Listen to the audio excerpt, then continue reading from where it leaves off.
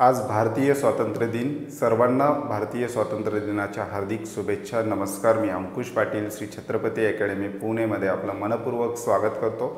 MCCच्या all India quota MBBS BDSच्या काउन्सिलिंगच्या form फिलिंगला सुरुवात झालेली आहे।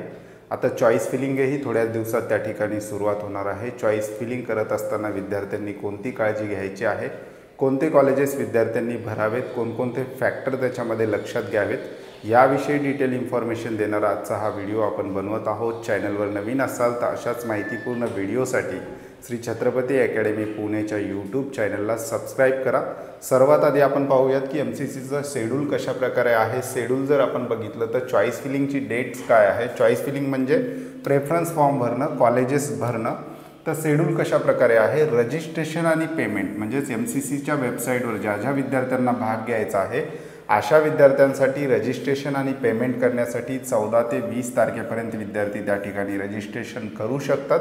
आणि चॉईस फिलिंग सुरू होणार आहे 16 ऑगस्टपासून ते 20 ऑगस्टपर्यंत विद्यार्थ्यांनी आपले प्रेफरन्स फॉर्म त्या ठिकाणी द्यायचे आहेत। विशेषतः MCCच्या वेबसाईटवरून कोणकोणत्या काउन्सिलिंग प्रक्रिया होतात किंवा कोणकोणत्या सीट भरल्या जातात। MBBS BDSसाठी ही काउन्सिलिंग प्रक्रिया आहे ऑल इंडिया कोट्याची। याच्यामध्ये संपूर्ण देशभरातील गव्हर्मेंट कॉलेजेसच्या 15% सीट, त्याचबरोबर जेवढे एम्स आहेत त्या एम्सच्या सीट भरल्या जातात 100%। त्याचबरोबर सेंट्रल युनिव्हर्सिटीज आहेत, सेंट्रल युनिव्हर्सिटीच्या सीट भरल्या जातात। त्याचबरोबर डीम्ड युनिव्हर्सिटी ज्या आहेत, डीम युनिव्हर्सिटीच्या 100% सीट MCCच्या वेबसाईटवरून भरल्या जातात। त्याचबरोबर आर्म फोर्स मेडिकल कॉलेजच्या सिलेक्शन लिस्टसाठी MCCच्या फॉर्मचा उपयोग त्या ठिकाणी होत असतो। MBBS BDSचा हा ऑल इंडिया कोटा आहे, त्याचं रजिस्ट्रेशन आत्ता सध्या सुरू आहे आणि चॉईस फिलिंग जी आहे 16 ऑगस्ट ते 20 ऑगस्ट या दरम्यान विद्यार्थ्यांना करायचे आहे। तर आपण बघूयात की चॉईस फिलिंग करत असताना किंवा कॉलेजेस निवडत असताना विद्यार्थ्यांनी कोणकोणते फॅक्टर लक्षात घ्यायचे आहेत त्याविषयी आपण आता डिटेल इन्फॉर्मेशन पाहूयात।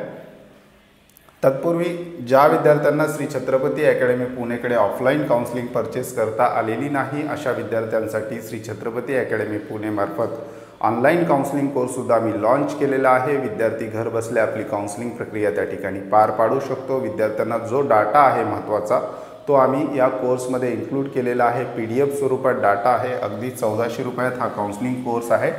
ॲपची लिंक डिस्क्रिप्शन बॉक्समध्ये दिलेली आहे। लिंकवर क्लिक करून ॲपमध्ये रजिस्ट्रेशन करून विद्यार्थी हा कोर्स अगदी 1400 रुपयामध्ये परचेस करू शकतात।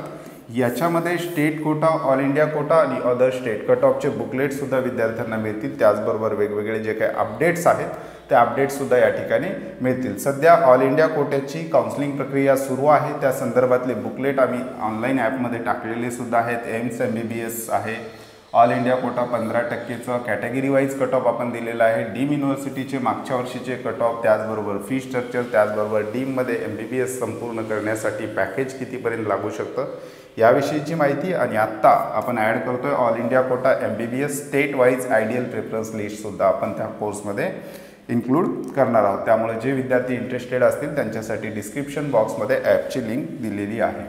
आता चॉईसेस विद्यार्थ्यांनी फॉर्म भरताना कशा प्रकारे दिलेले आहेत ते पाहूयात। काही विद्यार्थी आहेत ज्यांना डीमची काउन्सिलिंग करायची नाही, फक्त गव्हर्मेंट सीट आहेत त्याचीच काउन्सिलिंग करायची आहेत, अशा विद्यार्थ्यांनी हा ऑप्शन निवडलेला आहे। गव्हर्मेंट 15%, एम्स, सेंट्रल युनिव्हर्सिटीज, किंवा काही विद्यार्थ्यांनी फक्त गव्हर्मेंट 15%चाच ऑप्शन निवडलेला आहे। याच्यामध्ये डीम त्यांनी वगळलेला आहे। आता याच्यामध्ये पण 2 टाईपचे स्टुडंट आपल्याला पाहायला मिळतील। एक आहेत हायर मार्क्स स्टुडंट आणि दुसरे आहेत लोअर मार्क्स स्टुडंट। दुसऱ्या बाजूला काही विद्यार्थी असे आहेत ज्यांनी डीमसाठी पर्याय निवडलेला आहे, मग ते डीम MBBSला जाऊ इच्छित आहेत आणि डीम BDSला जाऊ इच्छित आहेत। या विद्यार्थ्यांनी चॉईस फिलिंग करत असताना, जे विद्यार्थी विशेषतः डीमसाठी चॉईस फिलिंग करत आहेत या विद्यार्थ्यांनी चॉईस फिलिंग करत असताना फीस हा एकच फॅक्टर त्या ठिकाणी लक्षात ठेवला तरी हरकत नाही। वेगवेगळ्या डीम युनिव्हर्सिटीच्या वेगवेगळ्या फीस आहेत। काही डीम युनिव्हर्सिटीच्या फीस खूप हायर साईडला आहेत, त्या ठिकाणी मेरिट थोडंसं लोअर लागतं। त्यामुळे विद्यार्थी डीम युनिव्हर्सिटी जर निवडत असेल तर विद्यार्थी क्लिअर असतो की आपल्याला लोअर फीसचं डीम युनिव्हर्सिटी मिळवायचं आहे। ह्या विद्यार्थ्यांनी फी स्ट्रक्चर जे आहे डीम युनिव्हर्सिटीचे ते पाहायचे आहे। त्याचबरोबर कॉलेजच्या वेबसाईटवर जाऊन जे डीम युनिव्हर्सिटी आपण निवडतोय त्या कॉलेजच्या वेबसाईटवर जाऊन त्या कॉलेजची ऑफिशियल माहिती मिळवायची आहे। त्याचबरोबर त्या ठिकाणी फी स्ट्रक्चर जे आहे त्यांनी दिलेलं ते फी स्ट्रक्चर पाहायचं आहे. त्याचबरोबर डीम युनिव्हर्सिटीचे फीज दरवर्षी 5% ते 60% इन्क्रीज होतात. तर किती टक्के वाढ होणार आहे, त्याचबरोबर हॉस्टेल मेसचा खर्च कशा प्रकारे असणार आहे आणि टोटल त्या डीम युनिव्हर्सिटीचं पॅकेज आपल्याला कुठंपर्यंत घेऊन जाणार आहे, या गोष्टीचा विचार या विद्यार्थ्यांनी करायचा आहे. या विद्यार्थ्यांनी चॉईस फिलिंग करत असताना काय फॅक्टर लक्षात ठेवायचा आहे. सर्वात आधी विद्यार्थ्यांनी ठरवून घ्यायचं आहे की आपल्याला महाराष्ट्र राज्याच्या बाहेर जायचं आहे का. जर तुमचं उत्तर नाही असेल तर फक्त महाराष्ट्रातल्या कॉलेजेसचा विचार विद्यार्थ्यांनी या ठिकाणी करायचा आहे. जर तुमचं उत्तर हो असेल, मला महाराष्ट्र राज्याबाहेरचेही कॉलेज चालतील, तर त्या विद्यार्थ्यांनी काय काय गोष्टी लक्षात घ्यायला पाहिजेत. एक तर त्या स्टेटमध्ये PG सीटची अवेलेबिलिटी किती आहे, म्हणजे त्या स्टेटमध्ये जास्तीत जास्त PGच्या सीट अवेलेबल असणं गरजेचं आहे. अर्थात त्या स्टेटमध्ये कॉलेजेसची संख्यासुद्धा जास्त असली पाहिजे. कॉलेजेसची संख्या म्हणजे नंबर ऑफ कॉलेजेस जास्त असले पाहिजेत, तुलनेने मोठं स्टेट असलं पाहिजे. असे स्टेट विद्यार्थ्यांनी अगोदर निवडायला हरकत नाही. त्याचबरोबर सर्व्हिस बॉन्डसुद्धा बघायला हरकत नाही, कारण गव्हर्नमेंट कॉलेजेसमध्ये सर्व्हिस विद्यार्थ्यांना कंपल्सरी त्या ठिकाणी द्यावी लागते. भारताचा जर आपण विचार केला तर नो बॉन्ड टू 5 इयर बॉन्डपर्यंत पण काही गव्हर्नमेंटच्या सर्व्हिस आहेत. म्हणजे तुमचं MBBS झाल्यानंतर त्या गव्हर्नमेंटला तुम्हाला त्या ठिकाणी ती सर्व्हिस द्यावी लागते. सर्व्हिस जर ब्रेक करायची असेल तर काही अमाऊंट त्या ठिकाणी भरावं लागतं. त्या PDF आपण स्टेट वाईज बॉन्डसुद्धा दिलेले आहेत आणि ब्रेक करण्यासाठी किती रक्कम लागू शकते याचीसुद्धा माहिती त्या ठिकाणी दिलेली आहे. त्याचबरोबर विद्यार्थी MCCच्या वेबसाईटवर जाऊनसुद्धा त्या ठिकाणी पाहू शकतात. इथे पार्टिसिपेटिंग इन्स्टिट्यूट म्हणून त्यांनी एक टॅब दिलेला आहे. याच्यावर जर क्लिक केलं विद्यार्थ्यांनी तर इथे विद्यार्थी सिलेक्ट करू शकतात कोणती युनिव्हर्सिटी पाहिजे. त्याचबरोबर आपल्याला कोणत्या कॉलेजेसविषयी डिटेल माहिती पाहिजे तर या ठिकाणी पाहू शकतात. MBBS पाहायचं असेल तर MBBS पाहू शकतात. BDS पाहायचं असेल तर BDS या ठिकाणी पाहू शकतात. तर सध्या वेबसाईटवर लोड असल्यामुळे हे थोडंसं उशिरा लोड होत आहे, परंतु एक कॉलेज आहे Andaman and Nicobar island institute of medical science. तर या कॉलेजविषयीचं प्रोफाईल विद्यार्थ्यांना या ठिकाणी पाहता येईल. त्याचबरोबर बॉन्ड स्टेटस कशा प्रकारे आहे ते सुद्धा या ठिकाणी पाहता येईल. काही ठिकाणी नॉट अवेलेबल म्हणजे बॉन्डचं जे ऑप्शन आहे ते बॉन्ड त्या ठिकाणी नसेल म्हणून नॉट अवेलेबल दिलेलं आहे. परंतु बऱ्याचशा कॉलेजच्या पुढे व्ह्यू बॉन्डसुद्धा बघायचं आहे. आपण एखादं कॉलेज पाहत असताना व्ह्यू बॉन्डवर सुद्धा विद्यार्थी त्या ठिकाणी क्लिक करून तर बॉन्ड त्या ठिकाणी पाहू शकतात.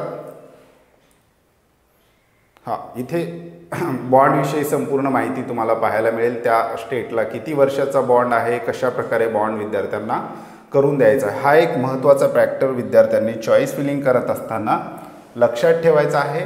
त्याच्यानंतर प्रेफरन्स बॉन्ड दृष्टीने जात असाल तर जिथे लोअर सर्व्हिस आहे, शक्यतो जिथे बॉन्ड नाही असे कॉलेजेस ते हायर बॉन्ड अशा प्रेफरन्स लिस्टने विद्यार्थ्यांनी गेलं तर विद्यार्थ्यांना त्याचा फायदा होऊ शकतो. त्याचबरोबर ॲन्युअल फीसचा सुद्धा विचार करायचा आहे. काही कॉलेज गव्हर्नमेंट असले तरीसुद्धा त्या ठिकाणी फीस थोडीशी जास्त असते. तर ॲन्युअल फीससुद्धा विद्यार्थ्यांनी पर्टिक्युलर कॉलेजच्या वेबसाईटवर जाऊन पाहणं गरजेचं आहे. त्याचबरोबर कनेक्टिव्हिटी म्हणजे आपण महाराष्ट्र सोडतोय आणि बाकीचे स्टेट जर आपण निवडत असू तर त्या ठिकाणी आपल्याला प्रवासाची साधनं कनेक्टिव्हिटी कशा प्रकारे आहे याचासुद्धा विद्यार्थ्यांनी विचार करावा. एक आयडियल जर आपण बघितलं तर चॉईस फिलिंग कशा प्रकारे असली पाहिजे. गव्हर्नमेंट कॉलेजेसविषयी बोलतो. डीमच्या विद्यार्थ्यांना फी स्ट्रक्चर हा एकच फॅक्टर जर लक्षात ठेवला, कारण डीम युनिव्हर्सिटी एवढ्या फीस घेत असतात त्यामुळे त्या ठिकाणी सर्व्हिसेस विद्यार्थ्यांना बऱ्यापैकी मिळत असतात. त्यांनी फीस हा फॅक्टर लक्षात ठेवून चालावा. परंतु जे विद्यार्थी गव्हर्नमेंट एम्स जिपमर वगैरेसाठी ट्राय करत इच्छित आहेत त्यांच्यासाठी एक ऑर्डर कशा प्रकारे असली पाहिजे. सगळ्यात आधी ओल्ड एम्स म्हणजे जे काही जुने एम्स आहेत इस्टॅब्लिशमेंट इयरनुसार ओल्ड एम्स. त्याच्यानंतर तुम्ही सेंट्रल युनिव्हर्सिटीज ठेवू शकता. बनारस हिंदू युनिव्हर्सिटी किंवा अलीगड मुस्लिम युनिव्हर्सिटी, सेंट्रल युनिव्हर्सिटी ठेवू शकता. आणि त्याच्यानंतर आपल्या राज्यातले जे काही टॉपचे MBBS कॉलेजेस आहेत ते तुम्ही त्याच्यानंतर निवडू शकता. त्याच्यानंतर नवीन एम्स जे आहेत त्याचा ऑर्डर तुम्ही प्रेफर करू शकता. आणि त्याच्यानंतर नियर बाय स्टेट म्हणजे आपल्या राज्याच्या जवळचे जे स्टेट आहेत तिथले टॉप कॉलेजेस म्हणजेच कर्नाटका, तेलंगणा, आंध्र प्रदेश, गुजरात, मध्य प्रदेश, महाराष्ट्र राज्याचे जवळचे जे स्टेट आहेत तिथले टॉप कॉलेज.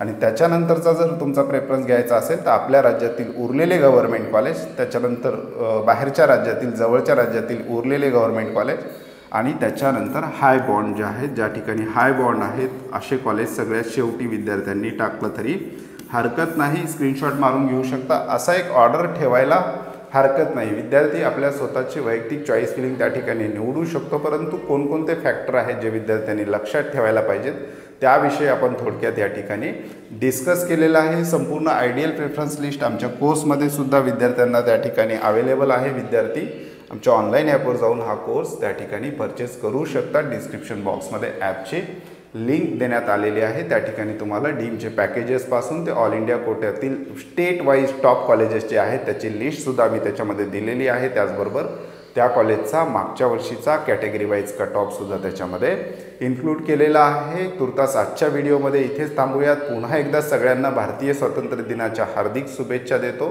पुन्हा भेटूयात आणखी एका नव्या आणि माहितीपूर्ण व्हिडिओमध्ये. धन्यवाद.